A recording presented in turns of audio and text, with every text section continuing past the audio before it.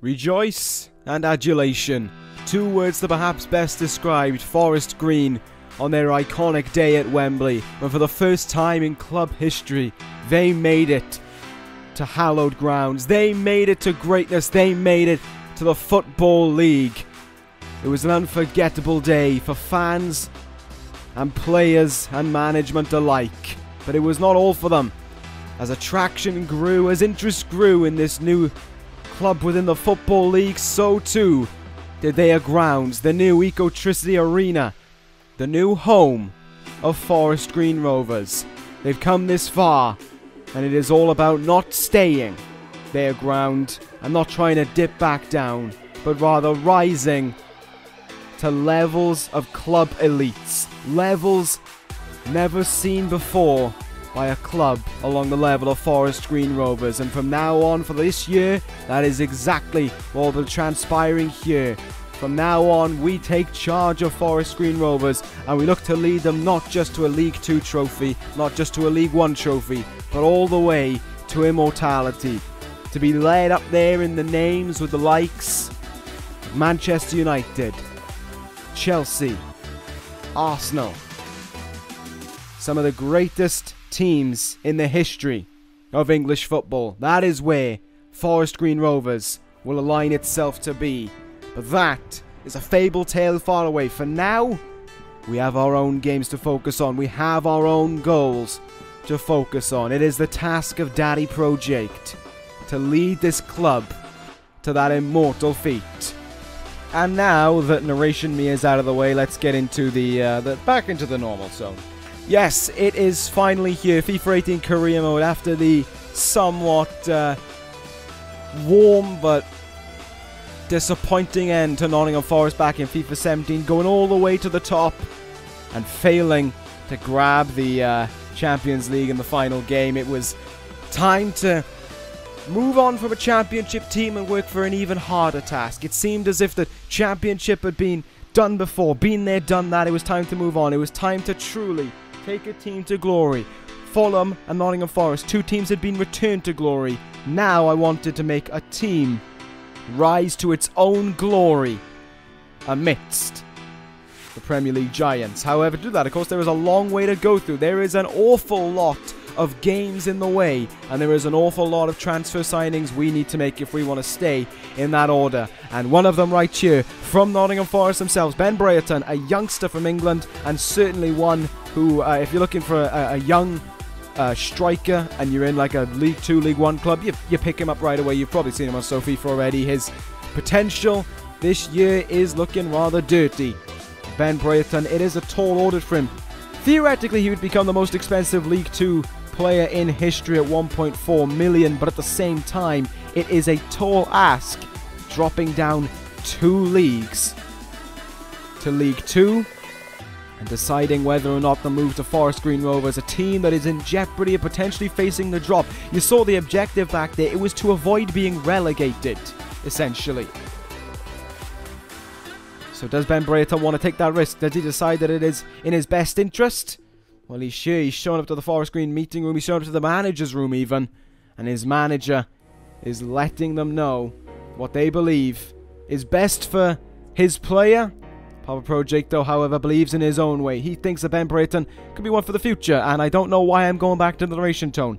I am not Papa ProJaked. I am Daddy ProJaked this year. Daddy ProJaked. It's going to take some while. It's like some PTSD stuff going on in there. But anyway, we were negotiating with Ben Brereton, got the roll down, got the contract length down. 4 years, I think, will be great because it's 4 years at that wage as well at a minimum, but he'll probably end up getting more as time goes on. But speaking of the wage, it was crucial to get a good wage here for Brereton.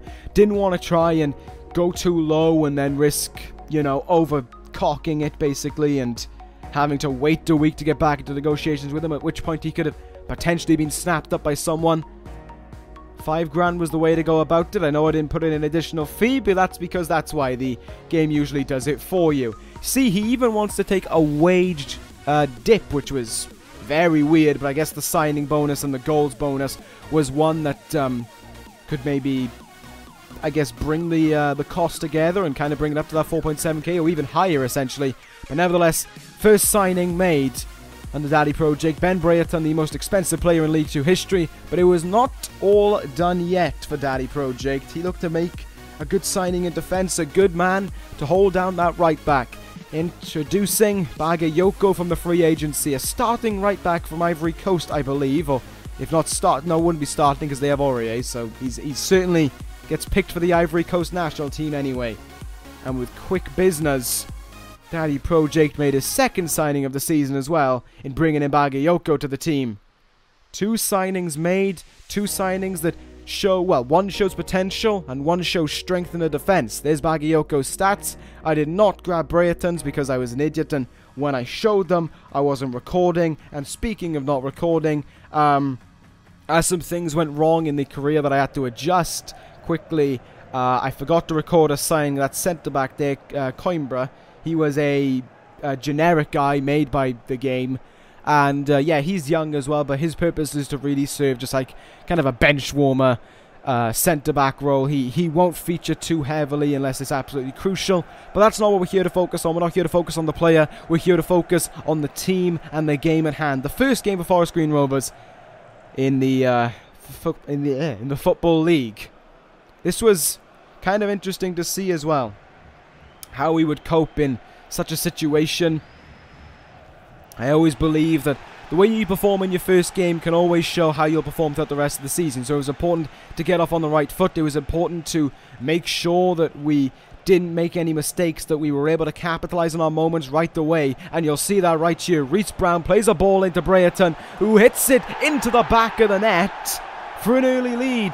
Just 2 minutes in, if he wasn't offside. I was kind of surprised by that one at first. I got taken a little bit off guard by it. I was caught up in the moment, but you see this nice ball in by Reece Brown, and just almost a hair offside was Ben Brereton. But these things happen. Got to move on, got to focus, got to keep your eyes on the game, and that's just what we did.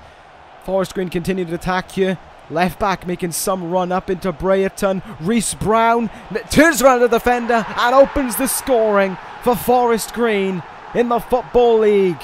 The youngster is the first man to score, not only in the Eco Tristia Arena, but for Forest Green as a member of Football League 2. And it is a nice goal as well. Brereton with the assist. Just turns around the defender essentially, just kind of leaves him slumping behind him. And it's a very nicely put goal into the back of the net to open things up for Reece Brown, who, honestly, having played a few more games ahead, looks like he could be a star in this game. He is something else right now. His rating doesn't do him justice. But we move on here. Still in the first half. Still in a fair whack of control. With the ball in. Brown's there again past his defender. And he almost diving headers that one into the net for 2-0. But sadly, it was not to be. Keeper made a great save in that one. But we weren't done yet. Trying to catch Barnett sleeping here on a counter-attack. You can see they still got a fair whack of players back, but that wasn't going to stop us. Continuing to move on here, and a beautiful ball played in by James. Ben Brereton on his club debut, I believe. I'm not too sure if he played in the European Cups or not, but certainly in the first game of the season has added to his tally already. The first goal. He wanted a bonus if he scored 20. Well, he's already got 1 under his notch. And once again, that defender there, I'm not too sure who it is, but being completely outpaced. Brereton lucky that he hit it on that side of the post, to be fair. And it went in the back of the net, but it seemed as if he knew what he was doing in that regard. 2-0 up, though. And it is still the first half. Things were going incredibly well for us. Seemed as if we were almost in the driver's seat. And we were continuing it here. Walking around the box, essentially, just annoying Barnett more than anything, and it's whacked in for 3-0. No, it's not. He was offside. 2 offside goals in the first half. Kind of devastating when you think about it, to go from to go into halftime 2-0 up when retrospectively we could have gone in 4-0 up. It's a little bit tough to swallow, but in the second half Brighton came out swinging and they were making life real difficult for us, and it was difficult to get on the attack. I don't know what happened. It just all of a sudden Barnett were all over us, and they were just crunching down, and you see it here, a 1-2 played, and it's the first goal conceded. Collins extremely frustrated by it, but there is the goal by Colthurst, I think it was.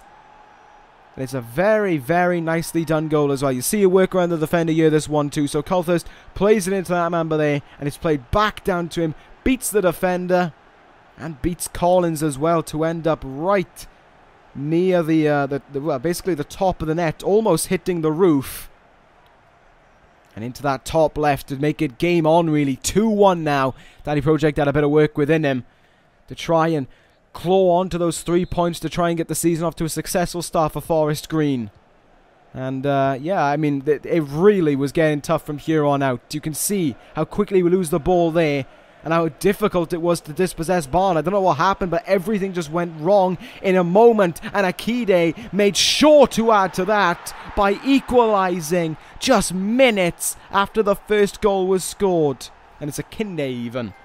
Within 3 minutes or thereabouts, we went from 2-0 up to suddenly trying to claw on for a point against Barnet. It was something to behold. It just felt like when that second goal went in, it just felt from that moment that this wasn't going to be an easy career, that this was going to be one that, even though I'm hoping for road to glory and I'm hoping to get the Prem as quickly as possible, it just isn't going to happen. How Ben Brereton didn't score that either really annoyed me, and it was a shame that it didn't go in, but we get one last attack here in the game. It's Ben Brereton once more. He's been a star this game, to be fair. He's been playing out of his skin, and he's going to try one last time to put us ahead. Hits it. Great save by the keeper, and unfortunately we couldn't capitalise, and it would end 2-2 in our first game in the top flight.